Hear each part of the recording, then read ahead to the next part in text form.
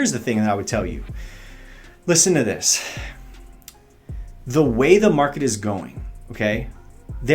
People tell me all the time, Jared, what's going to happen to the housing market? The way I equate the housing market right now and the way the planners are running our world, this is everywhere. This isn't just America. This is the same story and narrative on every continent. All the central planners on this planet have decided that we're collectively going to inflate the crap out of our market, okay? And I'm talking just real estate. So now there are some countries, there's a nominal few that are actually reining that in and doing things to hinder certain buyers from buying. Like they're trying to keep speculators out of New Zealand or something like that. You have those kinds of things. But listen to this.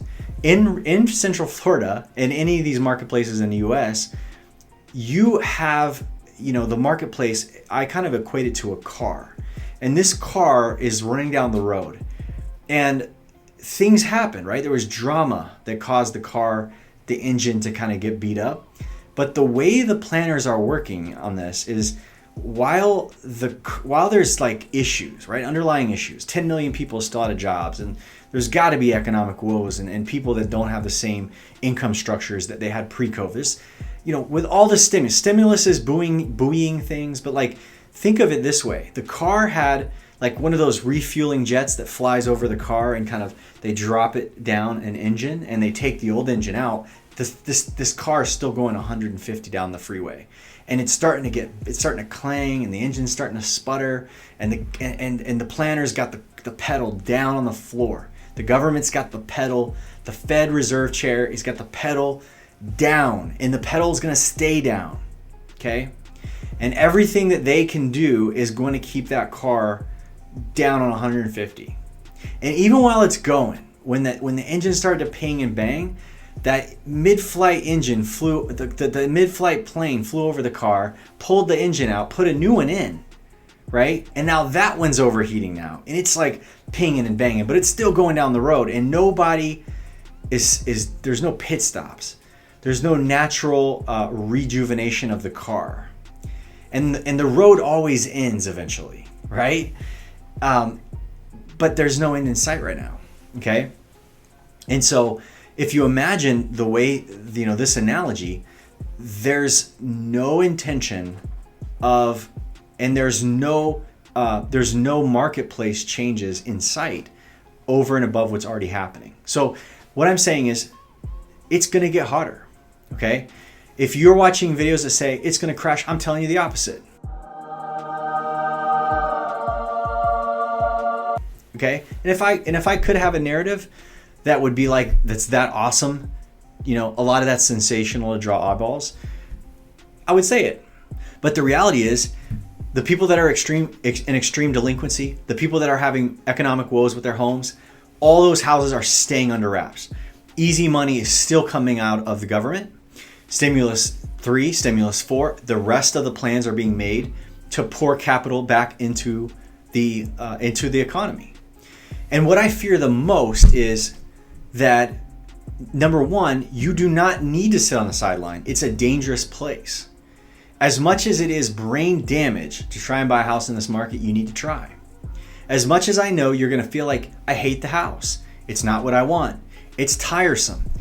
The flip side is you are going to be in the rental market where what's going to happen? You're going to save your money. Money's worthless, okay? Your money, savers are losers in the economy we're in. When the car is overheating, that means dollar buys nothing because the marketplace is being inflated. The Fed just said it. I'm not going to stop inflating the economy. That's how people with cash in the bank go broke. Okay? The reality is, if you're stuck on the sidelines and you're renting, here's the next thing that's going to happen. A whole lot of renters are going to give up, and they're going to do what? They're going to go compete in the rental market. And so far, the rents have not kept up with home prices. They haven't for 10 years. That means there's a lot of ground to make up on rents. That means if there's a whole lot of people that are going to decide to get into the rental market, then that's going to cause pressure and competition in a whole new way, okay? And the sad thing is, I actually think that, as you look at the economy, you look at what the goals are, I think there's a lot of people in high places that people that manage the Fed people that are the central bankers, the central government, these folks don't care if there's a ton of people in rental situations. Okay? They don't care. They don't care if you never own a home. They don't care if you ever get to the first rung of the ladder to get to the dream. In fact, I believe that there's a lot of that is in the planning. Okay? That part of the plan, I mean, it's just out there. Like if you go and read, for instance, the World Economic Forum, which is visited by presidents, it's visited by all the prime ministers, visited by heads of state, heads of every company. They meet every year. One of the things they put out about the plan for the world in 2030 is that you will be a renter. And the reality is practically every country on the planet is falling in line. They're all doing the same thing. They're all pushing the price. They're all making the idea, the reachability of home ownership, it's getting pushed out of reach. And I think we're at a point where you don't see it come back. Okay? You're not gonna see it come back. You're not gonna see it come down. Like what is being done doesn't become undone. Okay? Unless there's a difference in plan. But if the plan is that you don't own anything, why would they erase it?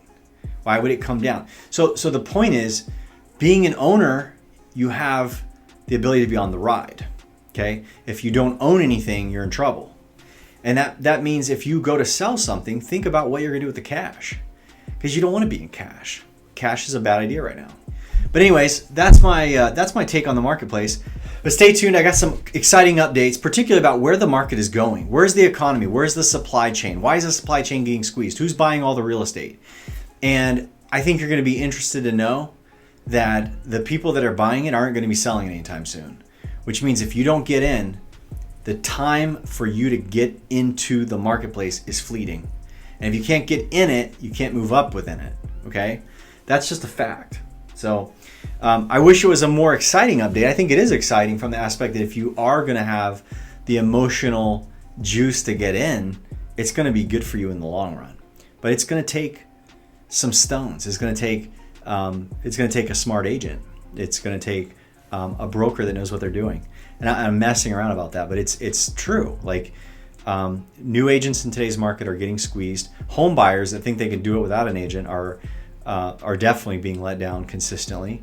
And at the same time, I'm telling you, as hard as it is, if you are a renter, you need to do it now, because the amount of demand in the rental market is coming. It's going to change, and there's no controlling the rent. The rent is going to grow.